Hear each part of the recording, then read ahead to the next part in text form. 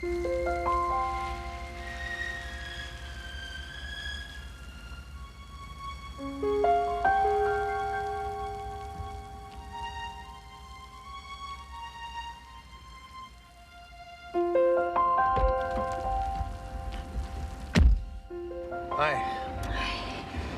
Awful weather out there. You wanna go inside the diner? No, I don't want anyone to see me like this. You're not gonna like these.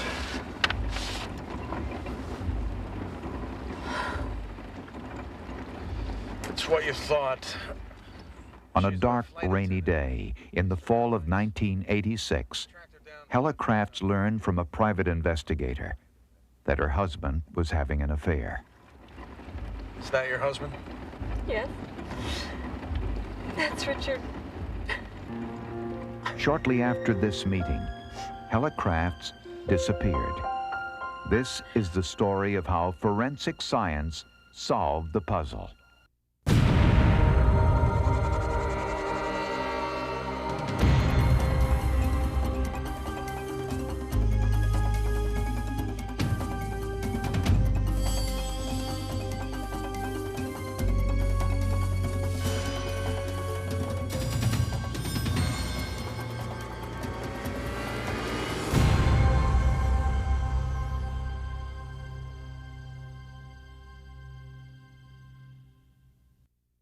I first met Helle Crafts in the fall of 1986.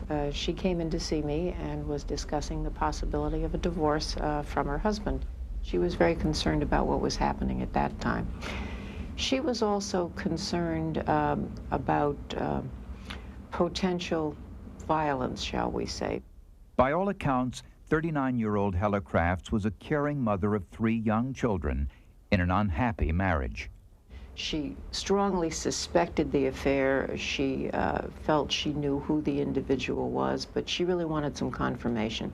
So we talked about hiring a detective to prove that, in fact, yes, he was involved with another woman at that time. It was a typical scenario of husband is never home, constantly lying about his whereabouts. And she had had enough. When Helle Crafts hired Detective Keith Mayo, she provided an important lead, a long-distance number she saw on the phone bills but didn't recognize. I met with her several days after we had caught Richard with his girlfriend. And there were many photos of affection between the two of them. Her kissing him and holding his hand and rubbing his back, those types of photos. No, Richard. She just broke down. She cried for at least 5 or 10 minutes, just sobbing. Helle and Richard Crafts had been married for 12 years. They both worked for the airlines, Helle as a flight attendant for Pan Am, Richard a pilot for Eastern Airlines. He was also a part-time policeman. I would describe him as, he was very cold. You know, when he looked at you, he had a very cold stare. Their relationship was not a close one, and friends say Richard sometimes hit Helle. Dearest Mother, here I am again in London. I have said to Richard, I want to be divorced. I no longer trust in Richard. Hugs, Helle. After Helle filed for divorce, she confided in friends on her flight crew. I want to tell you something I told my lawyer. If anything ever happens to me, don't think it was an accident. It was an accident, and that's an unusual comment to get from a client. On November 18, 1986, Helle returned from a European flight assignment and was dropped off at home by her best friend. It was the last time anyone saw her. A few days later, Helle missed her next flight assignment. She didn't call in, so friends called the Crafts home. Richard said she went to Denmark to visit her sick mother.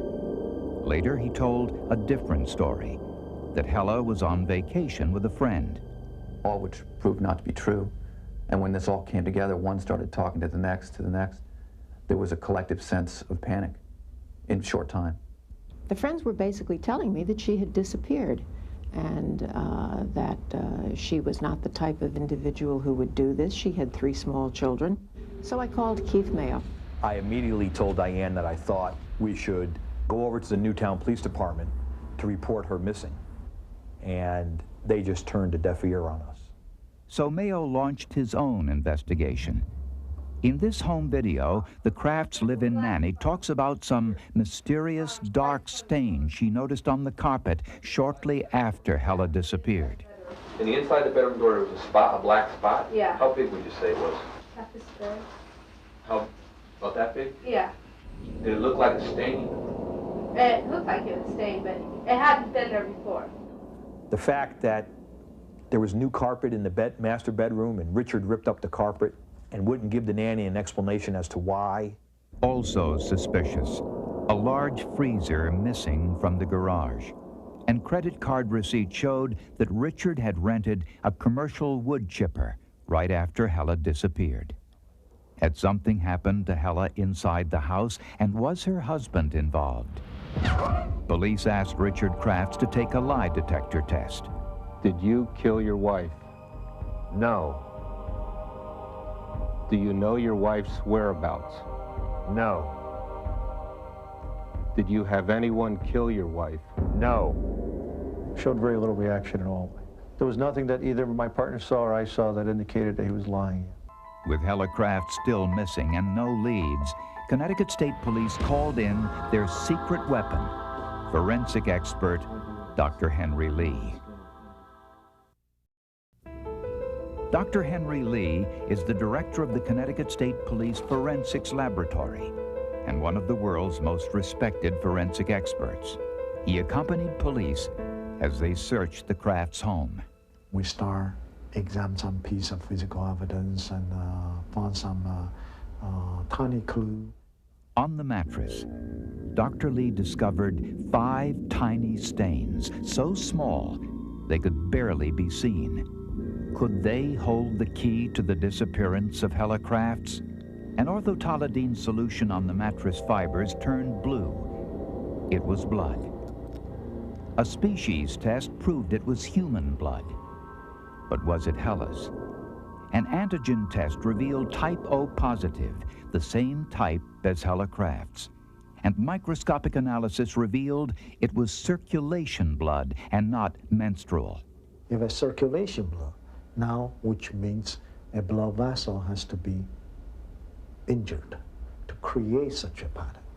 Dr. Lee studied the angle and intensity of the blood's impact. He concluded the blood hit the mattress at an angle of 10 degrees, meaning it came from an individual leaning over the bed or kneeling. The blood was moving through the air at medium velocity, consistent with an injury caused by a blunt object, and there was a 6-inch blood smear on the side of the mattress. The bathroom towels had been washed recently, but Dr. Lee tested them with an orthotolidine solution. The blue areas proved the towels had been soaked with blood. The next issue, of course, a human body cannot just vanish in the air. A body has to be someplace. But there was no body, no weapon, and no witnesses. Police needed more to go on. So they looked for any unusual events that might somehow be connected to Helle Crafts' disappearance. It led to an important break. It snowed the week of Helle's disappearance. A snowplow driver reported seeing a wood chipper on a bridge about 3:30 in the morning. A man briefly appeared, wearing an orange poncho. He saw the same wood chipper again on River Road about an hour later. I said, well, take this man to the location, to the exact location where he saw the wood chipper. It was here, where the Housatonic River runs into Lake Zoar. Police searched the riverbank. All they found were a few mounds of wood chips. But when they took a closer look, they found a piece of an envelope. It was mail, addressed to Miss Helle L. Crafts. They were just laying there, you know, and I thought, good Lord, you know, We didn't. I didn't even think too much about how the chipper came into play at that point until we started finding a lot of hair. That was when I remarked to my boss. You know, I said, you know, if he did what I think he did, it's time for me to retire. Police spent days sifting through the dirt and debris along the riverbank. In addition to the letter and blonde hair, they also discovered a few blue fibers, a gray piece of metal, what looked to be some tiny bone fragments, and another piece of evidence which just appeared. The sun had melted the snow away from this wall, and right against the wall, laying right on top of the leaves, a painted fingernail. Divers explored the bottom of the river and found pieces of a chainsaw. Even more unusual, the serial number had been scratched off. Everything was taken to the State Police Forensic Laboratory in Meriden, Connecticut. Because any investigation involves so many specialty areas, that's why we start calling in forensic team. By now, the story was front-page news around the world. Richard Crafts was a suspect, but he maintained his innocence, saying he didn't kill his wife, he didn't know her whereabouts, and that he had passed a lie detector test. But the forensics might tell a different story. When Dr. Lee convened the first meeting of his forensic team, he knew they faced a difficult task. They need either that piece of paper from me that says somebody's dead, or occasionally a huge pile of evidence to convince them. To identify the individual became a scientific challenge. They began by examining every notch of the chainsaw and found some human hair, tissue, and a minute piece of fiber. In size, it was barely visible with the naked eye on the cutting edge of the chain. The fiber was a bluish-green cotton, the same color as Helle's favorite cotton nightshirt, and it matched other blue fibers found at the river. But since the serial number was scratched away, it was impossible to tell who owned the chainsaw, or was it? By using a particular chemical solution, that will eat away the upper layers of the metal that have been altered by the water or by some physical attempts to alter the serial number. It worked. The serial number on the chainsaw, 59211616. It matched the warranty card sent in by Richard B. Crafts. Next, forensic experts wanted to find out whose hair was on the chainsaw and at the river. Every one of the 2,660 hairs was examined under a microscope. A lot of the hairs had been cut, but not cut with a scissors. Did it belong to Helle Crafts? So we have to find some known hair to compare. Basically, we use her hairbrush. There was a characteristic that is somewhat unusual for head hair, and that's a ridge that was present in the head hairs. They concluded that the hairs found on the chainsaw and at the river were microscopically similar to the hair from Helle's hairbrush. Next, they turned their attention to the fingernail with the bright red nail polish. A chemist compared it to a bottle of Helle's fingernail polish found in her home, analyzing the various organic compounds. These graphs show that the polish on the fingernail found at the river is the same as polish taken from the bottle found on Helle's nightstand. Good forensic work determined that the fingernail polish and the hair were both similar to Helle's, but they couldn't prove she was dead. I received a phone call from Dr. Lee asking me if I would come and take a look at these little pieces of what he thought to be bone, and he wanted me to see if I could identify them in any way. Dr. Lee suspected that the bones found at the river had gone through the wood chipper Crafts had rented. So Dr. Lee got the same machine and ran a test. This is actual footage. A pig was put through the chipper, since their skin and bones are similar to humans. Dr. Lee noticed that the chipper produced a unique signature type of cut, one that matched the cutting pattern on the debris found at the river. What I was presented with were these very, very tiny, literally millimeter-sized fragments of bone. And in amongst some of these fragments, it was possible to see that some of the fragments indeed came from a human. Under a spectrograph, Dr. Harper noticed tiny grooves in the bones. The grooves told a story. They were formed by blood vessels inside the top of the skull, something only humans have. They also identified skull fragments from the side of the head. And these were the most important from a forensic point of view.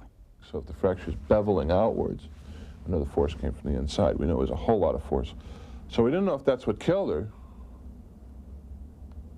We didn't know if she was dead before it happened. But we certainly knew she was dead afterwards. Okay. So now we know a human being is dead. The next question is, who? Dr. Harper froze some of the bone fragments with liquid nitrogen, then ground them to a fine powder. Tests revealed the bones came from an individual with type O positive blood, Helle Craft's blood type. Finally, Dr. Lee turned his attention to the gray piece of metal believed to be a crown to a tooth.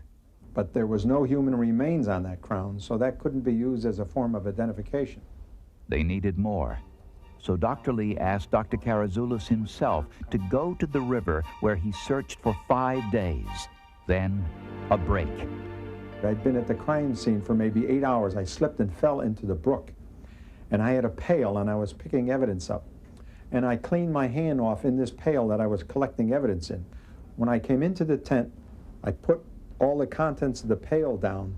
I washed my hand, and I looked down, and there was the tooth. But was it Helle Craft's?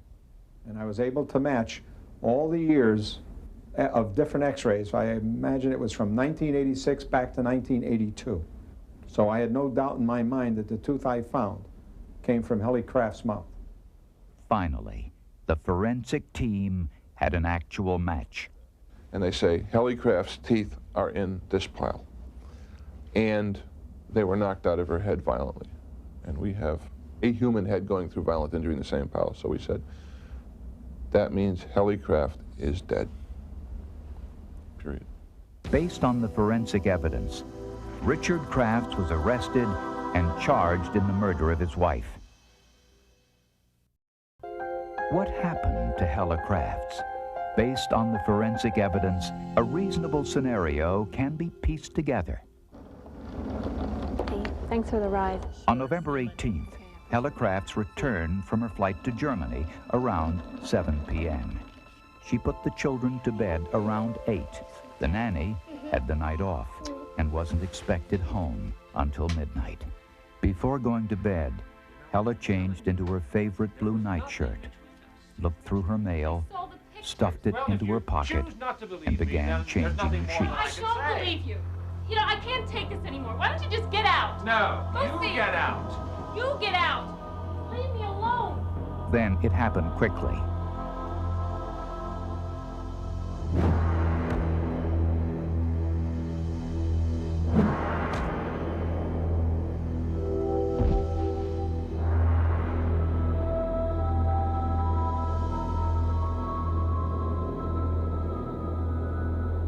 Using a police flashlight, the first blow knocked her to the ground. The second produced the blood splatter, hitting the mattress at a 10-degree angle. While falling, her head grazed the side of the mattress, leaving the blood smear. He wrapped the body in the bed covers, carried her through the house into the garage, and placed the body into a freezer.